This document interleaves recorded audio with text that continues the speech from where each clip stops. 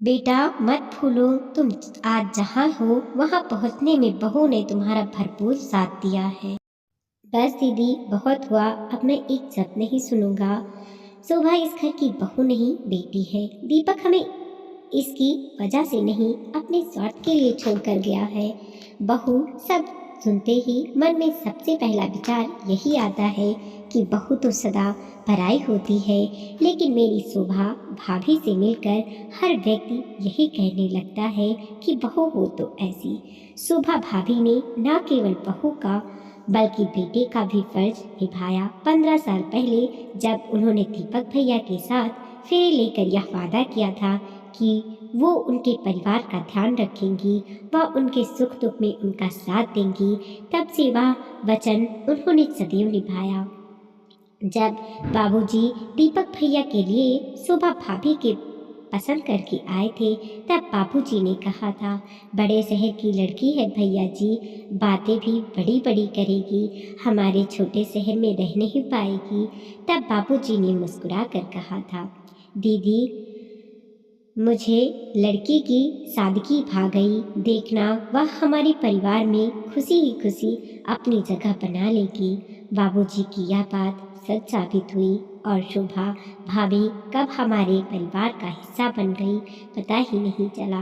भाभी हमारे परिवार की जान थी, उनके बिना त्योहार विवाह आदि फीके लगते थे। भैया सदैव काम में व्यस्त रहते थे, इसलिए घर के काम के साथ साथ घर के बाहर के काम जैसे बिजली का बिल जमा करना, बाबूजी की दवाई आदि लाना सब भाभी ही क्या करती थी। माँ के देहांत के बाद उन्होंने मुझे कभी माँ की कमी महसूस होने नहीं दी।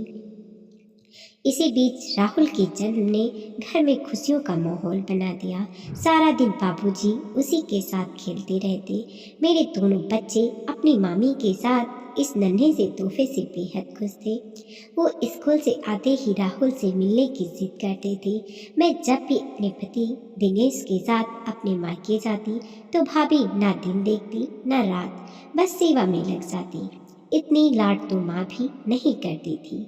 एक दिन बाबूजी का फोन आया और उन्होंने कहा, शालिनी दिनेश को लेकर फौरन चली आ बेटी, सुबह को तेरी ज़रूरत है। मैंने तुरंत दिनेश को दुकान से बुलवाया और हम दोनों घर के लिए निकल पड़े।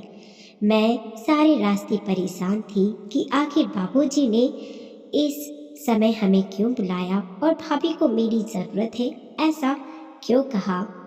मन में सारे सवाल लेकर जैसे ही घर पहुंची तो देखा कि बाहर टैक्सी खड़ी थी और दरवाजे पर 2 बड़े सूटकेस रखे थे। कुछ समझ नहीं आया कि क्या हो रहा है। अंदर जाते ही देखा कि बाबूजी परेशान बैठे थे और भाभी चुपचाप मूरत बनकर खड़ी थी। भैया गुस्से में आए और बोले, उफ, तो अब अपनी वकालत करने के लिए सुबह ने आप लोगों को बुला लिया। भैया के ये बोल दिल में चीर कर तरह लग गए। तभी दिनेश बोले, क्या हुआ भैया, आप सब इतने परेशान क्यों हैं? इतना सुनते ही भाभी फुट फुट कर रोने लगी। भैया ने गुस्से में कहा, कुछ नहीं दिनेश, मैंने अपने जीवन में एक महत्वपूर्ण फैसला लिया है जिससे बाबूजी सहमत नहीं है। मैं विदेश जाना चाहता हूँ। वहाँ बहुत अच्छी नौकरी मिल रही है, रहने को मकान व गाड़ी भी। यह तो बहुत अच्छी बात है भैया, दिनेश ने कहा। दिनेश कुछ और कह पाते तभी भैया बोले, मेरी बात अभी पूरी नहीं हुई है दिनेश, मैं अब अपना जीवन अपनी पसंद से जीना चाहता हूँ, अपनी पसंद के जीवन साथी के साथ। यह सुनते ही मैं और दिनेश हैरानी से भैया को देखने लगे। भैया ऐसा सोच भी कैसे सकते थे। भैया अपने दफ्तर में काम करने वाली नीला के साथ घर बसाना चाहते थे। सुबह मेरी पसंद कभी नहीं भी नहीं थी।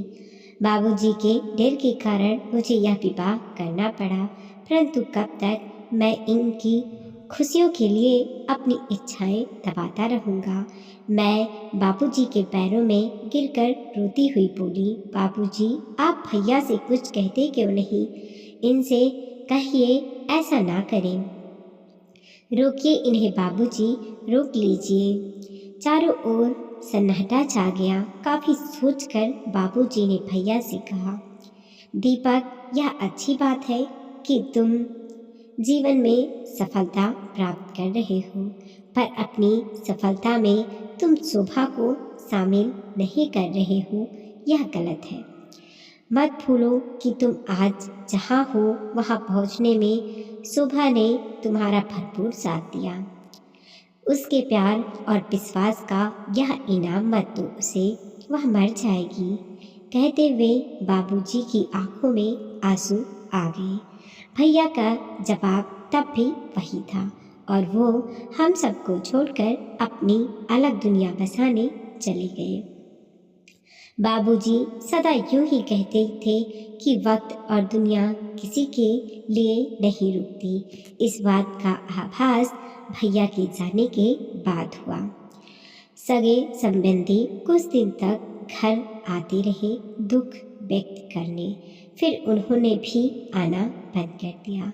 जैसे जैसे बातें फैलती गईं वैसे वैसे लोगों का व्यवहार हमारे प्रति बदलता गया। फिर एक दिन बुआ जी आई और जैसे ही भाभी उनके पांव छूने लगी वैसे ही उन्होंने चिल्लाकर कहा, हट बेशरम, अब आशीर्वाद लेकर क्या करेगी? हमारा बेटा तो तेरी वजह से हमें छोड़कर चला गया। बुढ़ापे का सहारा छीनकर कैसे चैन नहीं मिला तुझे, अब क्या जान लेगी हमारी? मैं तो कहती हूँ भैया, इसे इस घर मायके भिजवा दो, दीपक वापस चला आएगा। बाबूजी तुरंत बोले, बस दीदी, बहुत हुआ, अब मैं एक शब्द भी नहीं सुनूंगा। शोभा इस घर की बहू नहीं, बेटी है। दीपक अपनी इसकी वजह से नहीं, अपने स्वार्थ के लिए छोड़कर गया है। मैं इसे कहीं नहीं भेजूंगा। यह मेरी बेटी है और मेरे पास ही रहेगी। बुआ जी ने फिर कहा, कहना बहुत आसान है भैया जी, पर जवान बहू और छोटे से पोते को कब तक अपने पास रखोगे? आप तो कुछ कमाते भी नहीं, फिर इन्हें कैसे पालोगे? मेरी सलाह मानो, इन दोनों को वापस भिजवा दो। क्या पता शोभा में ऐसा क्या दोष है जो दीपक इसे अपने साथ रखना ही नहीं चाहता। यह सुनते ही बाबूजी को गुस्सा आ गया और उन्होंने बुआ जी को अपने घर से चले जाने को कहा। बुआ जी तो चली गई, पर उनकी कहीं बात बाबूजी को चैन से बैठने नहीं दे रही थी। उन्होंने भाभी को अपने पास बिठाया और कहा, बस शोभा, अब रोकर अपने आने वाले जीवन को नहीं जी सकती। तुझे बहादुर बनना पड़ेगा बेटा, अपने लिए, अपने बच्चे के लिए। तुझे इस समाज से लड़ना पड़ेगा। तेरी कोई गलती नहीं है। दीपक के हिस्से तेरी जैसी सुशील लड़की का प्यार नहीं है। तू चिंता ना कर बेटा, मैं हूं ना तेरे साथ और हमेशा रहूंगा। वक्त के साथ भाभी ने अपने आप को संभाल लिया। उन्होंने कॉलेज में नौकरी कर ली और शाम को घर पर भी बच्चों को पढ़ाने लगी। समाज की उंगलियां भाभी पर उठती रहीं, पर उन्होंने हौसला नहीं छोड़ा। राहुल को स्कूल में डालते वक्त थोड़ी परेशानी हुई, पर भाभी ने सब कुछ संभालते हुए सारे घर की जिम्मेदारी अपने कंधे पर उठा ली। भाभी ने यह साबित कर दिया कि अगर औरत ठान ले तो वो अकेले पूरे समाज से लड़ सकती है। इस बीच भैया की कोई खबर नहीं आई। उन्होंने कभी अपने परिवार की खोज खबर नहीं ली। सालों बीत गए, भाभी अकेली परिवार चलाती रही, पर भैया की ओर से कोई मदद नहीं आई। एक दिन भाभी का कॉलेज से फोन आया, दीदी घर पर ही हो ना, शाम को आपसे कुछ बातें करनी है। हाँ हाँ भाभी, मैं घर पर ही हूँ, आप आ जाओ। शाम 6 बजे भाभी मेरे घर पहुँची। थोड़ी परेशान लग रही थी। चाय पीने के बाद मैंने उनसे पूछा, क्या बात है भाभी, कुछ परेशान लग रही हो? घर पर सब ठीक है? थोड़ा हिचकिचाते हुए भाभी बोली, दीदी आपके भैया का खत आया है। मैं अपने कानों पर विश्वास नहीं कर पा रही थी। बोली, इतने सालों बाद याद आई उनको अपने परिवार की, या फिर नई बीवी से बाहर निकाल दिया उनको? ऐसा ना कहो दीदी, आखिर वो आपके भाई हैं। भाभी की बात सुनकर एहसास हुआ कि आज भी भाभी के दिल के किसी कोने में भैया है। मैंने आगे बढ़कर पूछा, भाभी क्या लिखा है भैया ने? भाभी थोड़ा सोचकर बोली, दीदी वो चाहते हैं कि बाबूजी मकान बेचकर उनके साथ चलकर विदेश में रहें। क्या कहा? बाबूजी मकान बेच दे? भाभी, बाबूजी ऐसा कभी नहीं करेंगे, और अगर वो ऐसा करना भी चाहेंगे तो मैं उन्हें कभी ऐसा करने नहीं दूंगी। भाभी, आप जवाब दे दीजिए कि ऐसा कभी नहीं होगा। वह मकान बाबूजी के लिए सब कुछ है। मैं उसे कभी बिकने नहीं दूंगी। वह मकान आपका और राहुल का सहारा है। भैया को एहसास है कि अगर वह मकान नहीं होगा तो आप लोग कहाँ जाएंगे? आपके बारे में तो नहीं, पर राहुल के बारे में तो सोचते। आखिर वह उनका बेटा है। मेरी बात सुनकर भाभी चुप हो गई और गंभीरता से कुछ सोचने लगी। उन्होंने यह बात अभी बाबूजी से छिपा रखी थी। हमें समझ नहीं आ रहा था कि अब हम क्या करें। तभी दिनेश आ गए और हमें परेशान देखकर सारी बात पूछी। बात सुनकर दिनेश ने भाभी से कहा, भाभी आपको यह बात बाबूजी को बता देनी चाहिए। दीपक भैया के इरादे कुछ ठीक नहीं लग रहे। यह सुनते ही भाभी डर गई। फिर हम तीनों तुरंत घर के लिए निकल पड़े। घर जाकर भाभी ने सारी बात विस्तार से बाबूजी को बता दी। बाबूजी कुछ विचार करने लगे। उनके चेहरे से लग रहा था कि भैया ऐसा करेंगे। उन्हें इस बात की उम्मीद थी। उन्होंने दिनेश से पूछा, दिनेश तुम बताओ कि हमें क्या करना चाहिए?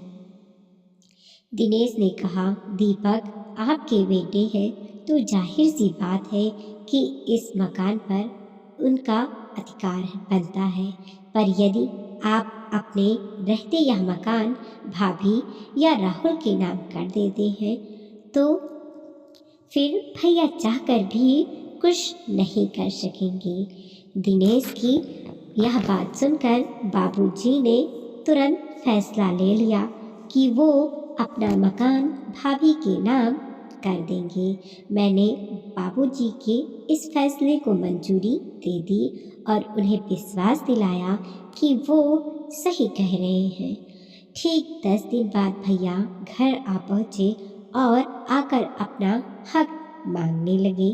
भाभी पर इल्ज़ाम लगाने लगे कि उन्होंने बाबूजी के बुढ़ापे का फ़ायदा उठाया है और धोखे से मकान अपने नाम करवा लिया है। भैया की कड़वी बातें सुनकर बाबूजी को गुस्सा आ गया। वो भैया को थप्पड़ मारते हुए बोले, नालायक, कोई तो अच्छा काम किया होता।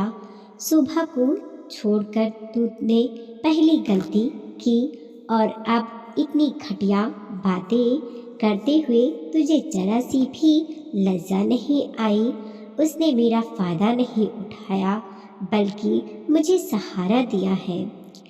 चाहती तो वह भी मुझे छोड़कर जा सकती थी, अपनी अलग दुनिया बसा सकती थी, पर उसने वो जिम्मेदारियां निभाई जो तेरी है थी।